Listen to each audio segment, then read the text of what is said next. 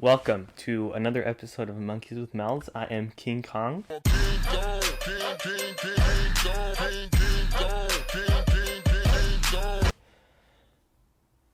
And that new intro was made by my friend. You can go check out the podcast. It'll be linked down below at Christian Gadfly. You can find it. It's going to be a multiple parter. We're going over 1984 and seeing how it relates to the current political system. I just want to flex that I have one camera right there, camera right there. But anyways, I just bought this. Life has been crazy. I've been working. I started a new job, and I just want to get back into the podcast. Hoping I bought two cameras to get two angles. So hopefully, this will motivate me to pump out more and more content. I'm in a different location, a temporary location. Next episode will be back at my desk at home. I'm dog sitting a wonderful doggy named Greta. She's a black lab, and she's wonderful. And so hopefully if you hear any noises or anything, that's her. You can ignore that. But I guess in this podcast, or this episode or video, whatever you want to call it, if you're listening this audio broadcast, I just want to talk about a few thoughts that I've been having these past few weeks with everything going on, financially, economically. That's the same thing, socially, politically, just everything that's going on. There's a lot to unpack, and a lot of things that I've been thinking that I don't know if I'm correct or if I'm wrong, but let's just jump straight into it. I guess the first major thing that I want to get into is the Ukraine-Russia situation. So this whole situation is very murky, and we're currently in the fog of war. I call it the fog of war. Everybody calls it the fog of war. But it's because it's so hard to find a truth and to find who to blame and who's right and who's wrong. And I think we've entered an era, and I wonder if history's always been like this, in which there is no true right and wrong with these conflicts. Since we've strayed so far from God and so far from what's actually right and what's actually wrong, it's in how fallen this world is and how much evil there is. I think it's very difficult to find who is actually to blame or what is going on. So I just want to pack a little bit of this Ukraine and Russia situation. I have a different perspective, I guess, in the mainstream view. That's usually what happens. And I guess I want to start off with what's the backstory to this situation. So they Russia invaded them 2 weeks ago, 3 weeks ago now. Russia invaded Ukraine, and with the intent, according to Russian news, with the intent of capturing and having like a buffer zone, because they said that they wanted to get rid of a Nazi militia that Ukraine had, denazify the Donbas region, which is fair because let's just jump straight into it, So what is the Azov Battalion? The Azov Battalion is the Nazi group that the United States is funding via Ukraine.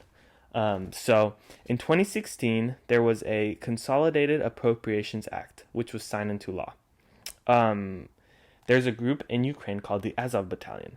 They volunteered in 2014 during the civil conflict. This was during 2014, which there was a whole coup, a whole military coup, a whole political coup in which they took away power in the West, basically infiltrated Ukraine and put in their own person in Zelensky.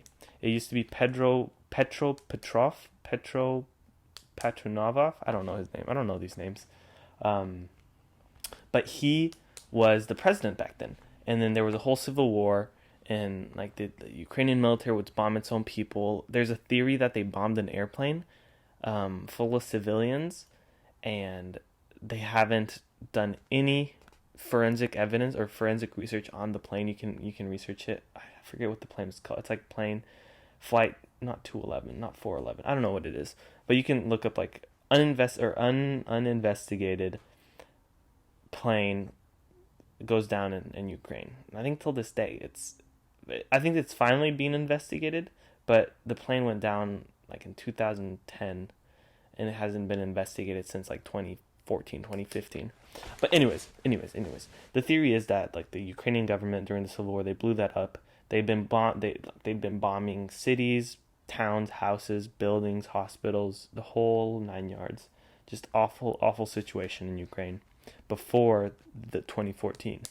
Then in 2014, Zelensky, Vladimir Zelensky was elected, quote unquote elected by the people. It became a democracy supposedly, but the reality was the West infiltrated it in 2014. The West, it's a proxy government for the West, for the United States government, for the West, for Europe, for NATO in reality. But during that conflict, there was this group called the Azov Battalion. Well, guess what? This Azov Battalion is a neo-Nazi group. So, after 2014, after the Civil War, and like Zelensky was elected, after the whole conflict, they were incorporated into the Ukrainian National Guard. Um, so they became officially part of the Ukrainian military. This Nazi group, which comprised of, I think it was roughly 1,000 men. It was either 1,000 or 10,000 men. That's a big difference. My bad for not doing that much research. But like it was a hefty chunk of people for that group, like a military group of Nazis. So regarding this Consolidated Appropriations Act, that was something that the United States government did, and it basically provided $250 million for military funding. Additionally, another $658.2 million on a bilateral economic assistance and intelligence secretary assistance, international security assistance. My bad. And there was a bunch of other excuses for it, or a bunch of other, just a ton of money, rounding up like almost $1 billion in foreign aid to Ukraine for their military, for their new government. There was going to be there was a huge outcry because people knew that neo Nazis were literally part of the Ukrainian military, and there was a ton of outcry from governors, from the population, from senators, from pretty much everybody. And they were going to amend it to remove the funding for like foreign extremist groups, or for extremist hate groups. I don't even know what it was. But lawyers argued against it, lobbyists argued against it, saying that, oh no, that goes against this other agreement that we have, which doesn't allow for the funding of these foreign groups. But in the end, well, that amendment that they were going to add to remove the funding from these Nazi groups, it was never to be found. So we basically have been funding for the past 8 years this Nazi group, which has probably grown in ranks it's definitely grown in ranks, especially in the current situation that's going on. So I get why Putin would want to invade that or use that as an excuse. I'm against what Russia's doing. Like there's no excuse for what they're doing.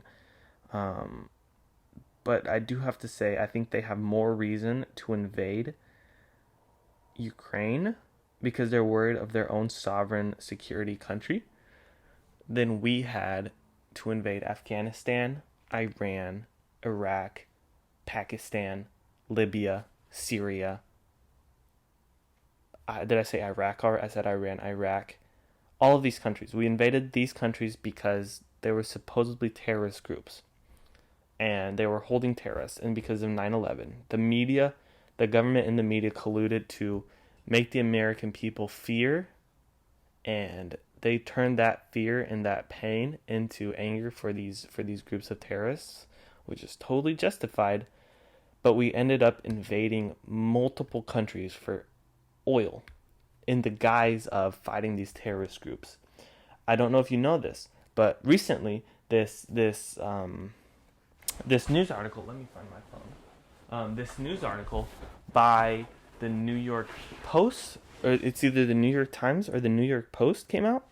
And remember, I don't know, I wasn't alive, but I've listened to plenty enough. I've done plenty of research into the fact that after 9/11, they blamed Osama bin Laden as he was the planner for this event. Like he orchestrated this whole event with Al Qaeda. He was the head of Al Qaeda. He orchestrated 9/11. He planned on the destruction of the Twin Towers to cause millions of deaths. And so we attacked him. We killed him, right? We killed him. And now there's an article from the New York Times, basically saying that, oh, you know what? We've had this other guy in prison in what's the prison uh in what's the prison, not Guam, the prison, the prison that's off the banks of the United States, and so it's kind of into international waters, and we can do whatever we want, in Guantanamo Bay.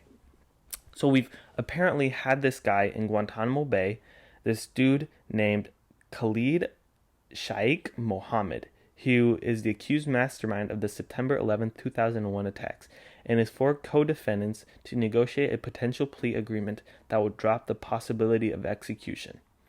And so this came out, March. This article came out March 15th. And these people have been arrested. He'd been arrested and he'd been tortured in Guantanamo Bay, which I don't particularly condemn, but I do condemn because we're doing the wrong thing. I don't have a solid opinion on that yet because it's a very murky. But this is what the article says.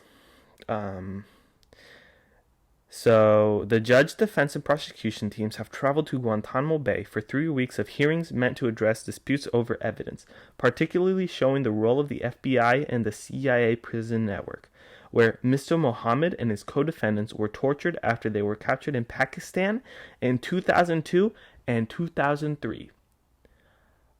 I don't remember hearing anything about Pakistan after the 9/11 attacks. And granted, I wasn't in the United States, but from the research I've done, there's no mention of Pakistan. It's all of these other countries. Oh, Afghanistan was hiding Osama bin Laden, so we have to invade them. Iran as well. It has terrorist cells that we need to get rid of. They have Al Qaeda. Like all of these excuses, which probably were partly true. There's always a grain of truth in the lies that the government tells. Sometimes, most of the time, hopefully, that's my optimism. But this dude was captured in Pakistan in 2002, and we've been at war with the Middle East for 20 plus years. 20, yeah. Like, how is that excusable? Like, the people have been lied to. And so, I think Russia has more of a reason to invade because they don't want to have NATO at their borders. So let me expand on that. Back in 1990, after the Cold War, after the Soviet Union had broken apart, the United States, as a deal, made a deal saying that we will not expand 1 inch eastward. Let's see. So it was never a written deal. But it was a promise that if the Soviet Union breaks up, then that NATO would not move 1 inch eastward. And guess what? We've broken that. We've Poland, Lithuania, Estonia, all of these countries east of Germany. So they said that they'd never go one. So after, okay, sorry, my brain is all jumbled up. So after, the Soviet Union had broken up, and Germany was still divided, and they said, okay, we will unify Germany if under the guise that it is protected under NATO, like it is a NATO state where we can have our troops there, and we will not expand 1 inch eastward. And well, we made that promise and we lied multiple times. So like we've broken deals, we've broken promises with Russia multiple times. Um, and we've been NATO has been asserting dominance closer and closer to Russia's border, and it's even on Russia's border. In Russia, the only reasonably inhabitable place in Russia is the west. I mean, because the east is all full of mountains, Siberia, winter, freezing temperatures, cold. Like it's mountainous terrain. It's basically impossible to have a civilized society there, or like a center for or like a city. It's very difficult to have a successful city there due to the difficulty of the terrain, the difficulty of the environment. And so Moscow is very, very westward. Like Moscow is very close to the border with Europe, with Ukraine, with Estonia, like with all these countries. And so Ukraine is like a buffer from like the main Germany, from these other countries. And so NATO has been asserting the West in general has been asserting dominance, and they took over the Ukrainian government. They put in Zelensky. Like Zelensky's literally an actor. Like the dude is as phony as you can get, and I can show you plenty of evidence of the dude wearing sweatpants and military garbs, taking photos, trying to look like a complete soldier. But they're at the same time they're recreating other historic photographs. Like in war times, you don't have fun and recreate historic photographs. I mean, I wouldn't. I don't know if they're doing it for morale. I don't know. I just don't trust Zelensky. The dude is a literal actor. He knows what he's doing. He knows how to manipulate the media. He knows how to gain influence because the dude is an actor. He was a comedian. He was in a TV show which was called like My Dear President, in which he was acting as the president of Ukraine. And so I just don't trust the guy. I don't trust the Ukrainian government, which is corrupt to the core, just like our government. But that government is corrupt to the core. And having NATO at the borders, it's the same thing that we did when Russia tried to put nukes in Cuba. I think it was the Bay of Pigs. Like the U.S. was like, no, you can't. You're not going to do that. We will blow you to kingdom come if you guys have bombs or like put nukes in Cuba, because that's very close to our territories. So the United States is okay, and it's okay for the United States to invade and to have or to defend itself and to invade foreign nations and to destroy millions and millions of people's lives because we've been wronged. But then when Russia has been wronged multiple times, they can't, and we're condemning them. It's horrible what they're doing, but at the same time, who is the United States government? I think there's a difference between the United States government and the people. The government is for the people, and by the people, for the people. It's not over the people by elites, by narcissists, by people who all they want is control and power and money. Because that's what our government is. It's people who want control, power, and money, and who want to destroy everything so that they can live their own lives, so that they can gain in whatever. They don't care about the little people. And you can see that by the billions of dollars being spent elsewhere other than right now, which I just want to name off a few statistics, or like tell off a few statistics. 80% of dollars have been printed in the last 24 months. 80%. You may hear it go small, like, oh, only 40% had been printed in the last 12 months. Well, 12 months and 24 months, 80%. And I won't say printed, I'll say put into circulation, or put into circulation, because a lot of it was digital. It's not hard cash. It's just typed up. 80% of current dollars in circulation have been put out in the last 24 months. And they say inflation is transitory. They say inflation is only at 8%. Only at 8%. That doesn't make sense. SWIFT, Russia being 7 major banks in Russia have been cut off from SWIFT. SWIFT is an international payment system. It is a system that all countries use. It's used in dollars, because dollars is the world reserve currency, and it's used to pay back people to transfer money from internationally, and Russia specifically uses it to pay back debts to other countries. And according to my research, Russia has billions of dollars in debts to other countries. But guess what? These major banks, they have to pay everything back in dollars. And so these major banks can't pay back the debts. And guess what? If the banks don't pay back the debts, there's a shortage of dollars in the United States or in these European countries where they owe this money to. And guess what if there's a shortage of money? Well, the Federal Reserve just prints more, just prints more, just prints more, just prints more, and makes more money appear out of thin air. And so I think that's a little bit of an issue. A little, just a teeny weeny bit of an issue. Finally, we cut gas from Russia, but guess what? Saudi Arabia isn't answering our calls because why would they? Our president is literally a dead man. Like he's literally non-existent. The dude is gone. Like his brain is gone. I have no hope. There's no hope in this world. There's hope in only in Jesus. Um, but they're trying to make deals with Saudi Arabia. They're trying to reboot or revamp the Iran nuclear deal, which is the worst deal that has ever been made. I'm exaggerating a little, but it is an awful deal. Literally giving nukes, and taking away prohibitions or sanctions that we've put on Iran just for cheaper oil, instead of pumping out oil from our own ground after Biden has he'd like stopped or he prohibited it all fracking on public grounds. He closed the Keystone XL construction pipeline. I think he closed the Keystone pipeline as well, both of them. Um, Let me know in the comments if I'm wrong. I'm absolutely willing to be wrong.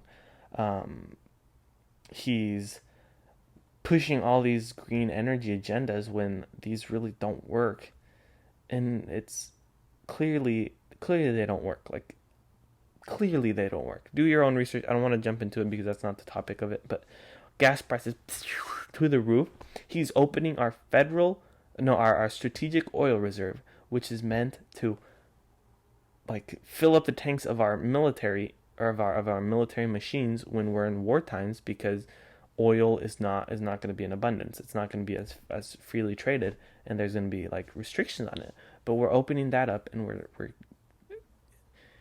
using that to lower prices. But they're using what 20 million gallons of this oil, but that's like 2 days worth of oil. That's like a 3 days worth of oil. 20 million is what I think it's literally 1 day worth of oil.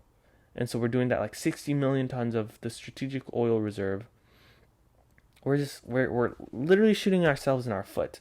And I love it on Twitter when Biden support, and like I'm sick of the Biden hate, but at the same time it's like you are shooting yourself in the foot, intention, or shooting yourself in the knee, then bandaging yourself up, then saying, "Oh, I bandaged my knee. I healed my knee.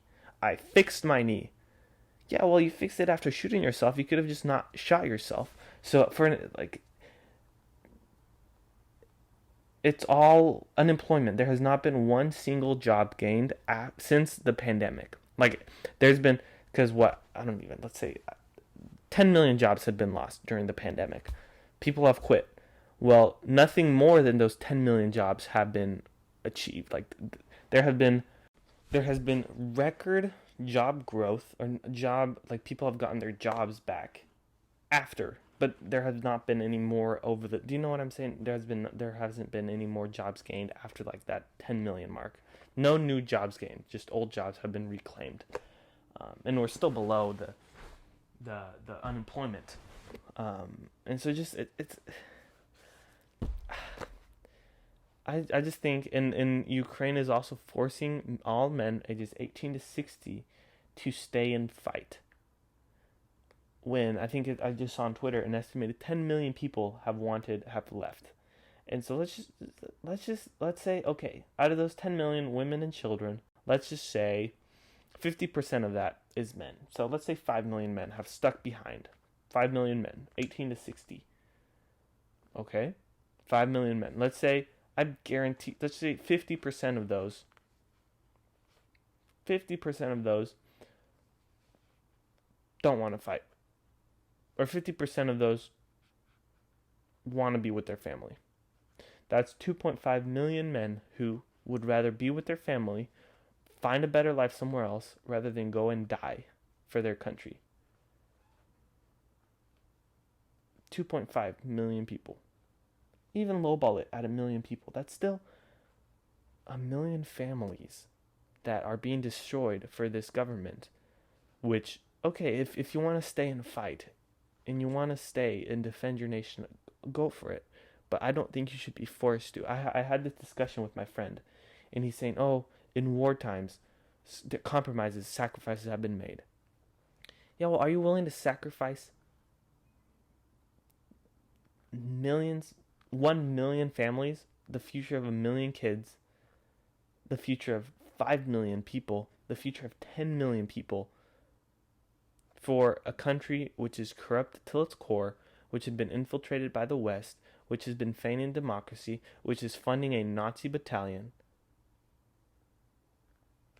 I don't know what to tell you, man. I don't know. I haven't fully made up my mind. I know what Russia's doing is wrong, but I also know Ukraine is no saint. Ukraine is no angel in what they're doing. Like, they're not the victims either. It takes two. I always grew up. It takes two. And so I guess, yeah, it's a very disheartening situation. I'm not sure what to believe. I know the Ukraine media has lied over and over again.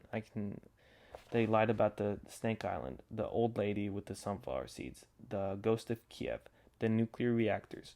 They lied about the little girl screaming at the police, at the soldiers. They lied about Russian war crimes. They've lied about. I don't even know. I don't even know what to believe anymore with this situation. And I can't trust the Russian media because they're saying, "Oh, we're not bombing civilians," but there's videos of hospitals being bombed, civilians being killed. I don't know. I don't know. My heart goes out to all the people suffering. I don't feel bad for the government. The government deserves what it is getting. I feel bad for the people. People are different from the government. And I don't think we should pay for the actions of our corrupt elites. Yeah, and it's hard, and I don't think the United States should be. I don't think the United States should at all be involved in foreign affairs, like in foreign military conflicts, or we should not join NATO. We should not do any of this, and that's what George Washington said. Like, he was like, no, we should not be part of foreign deals. Like, that's why he didn't go help the French, not only because their revolution wasn't based on Christian morals, it was just based on killing everybody, getting rid of the powerful, getting rid of the church, getting rid of the king, the monarchy, the oligarchs. It wasn't based on freedom and liberty and the pursuit of being able to live in a way that you want to live without being forced by this foreign government to be subjugated under this foreign government without your choice and without them showing you any representation in their own government, just them controlling everything you do. There's a difference, and I don't know, man. It's hard. I definitely don't want the United States to get involved. I think Ukraine has been given three chances to like surrender or to peace treaties, and I think it's the newest one. Zelensky keeps saying no. He keeps sending millions of his people to die, and that Ukraine is not going to win. Like, I'm going to be honest with you guys. Ukraine is not going to win. It's a tiny country, and Russia has 50 to 60% of the military power of NATO. Russia's not going to lose. Russia has already taken over half of the country, roughly half of the country. They've cut off all the ports. Like, Ukraine is going to be suffocated.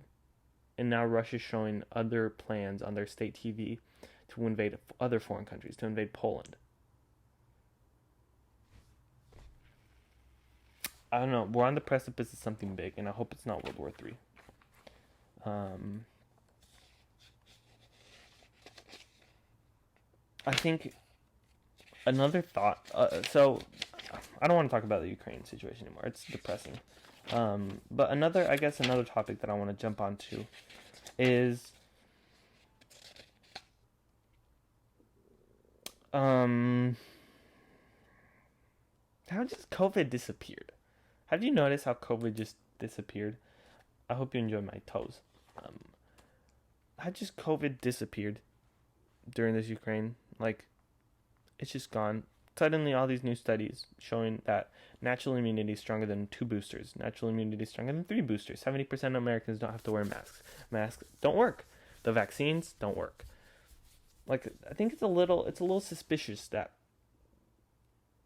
all of these news that we have, at least the people with open mind. I don't want to say conspiracy theorists, but the people who are willing to do their own research instead of following the mainstream media, the people who are willing to listen to alternate sources of information and do their own research rather than following whatever CNN or Fox or MSNBC or these other news medias tell you. We've known this since the beginning, since the very beginning. Um, I don't know, I think it's just funny how COVID just disappeared. Um, I also want to talk about how China's making moves against Taiwan. Like they've been making moves for a while, but recently they've been like patrolling the area more. They've sent or ships closer and closer to Taiwan to the South China Sea. Australia has declared that there's a high chance that we're going to enter war with China. Um, I don't know, man. If I can give you guys one word of advice is don't put your trust in this world.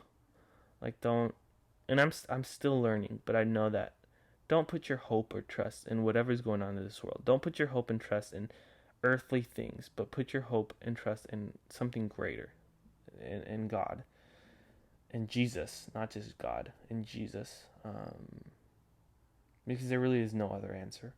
Um, and you can say, "Oh, I put my hope and trust in myself and what I'm going to do." Well, that we are the most unreliable people that we know. Like our hearts, we are different from the person we were yesterday. We're always changing. We're always evolving. We're always uh, getting worse, or we're always getting better, or we're always changing. We're never constant. But the only thing that is constant is Jesus and God, and He's way more constant than science. That's for sure. So you can't just blindly trust science, um, or what scientists tell you. And so just one hope. Put your hope in Christ, and that's why I mean personally I don't worry about these. Like I am interested in researching these things, but I don't worry about them because I know I probably should worry about them. Because why am I gonna? What does worrying do? How does worrying change anything? I've never dealt with anxiety or depression. I've been sad, of course, but like with if I didn't have hope in Jesus, I would 100% be depressed right now. 100% be depressed right now with everything going on. 100%. But I have nowhere. I think it's a concern, but I'm not actively losing sleep over what's going on because I know that if I die, I have hope, and I have faith that Jesus has died for my sins and that He has chosen me as one of His elect. I have faith, and I try to live according to that faith. I will never be able to say 100% that I'm like going to heaven, for example. But I can say that I have faith that I'm one of the chosen because I have put my faith in Jesus. I have faith that even if I fail, Jesus will redeem me and He will help me. And I fail every single day. And so, if you have fears right now, and I don't know, there's gonna be like 4 of you listening, and I don't care. Even if it's just me watching, this is hope for me in the future. Is even in the worst of times, just know that there's always somebody that will be there with you. And yes, you will fail, and yes, you will suffer, but that's what we are called to do. We are called to suffer. We are called to fail so that Jesus can shine through us, so that God's might can shine through us.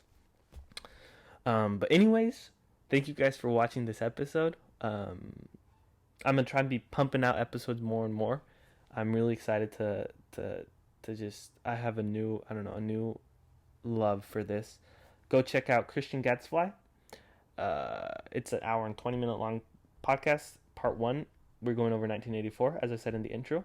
And yeah, I appreciate you guys. Like and subscribe. And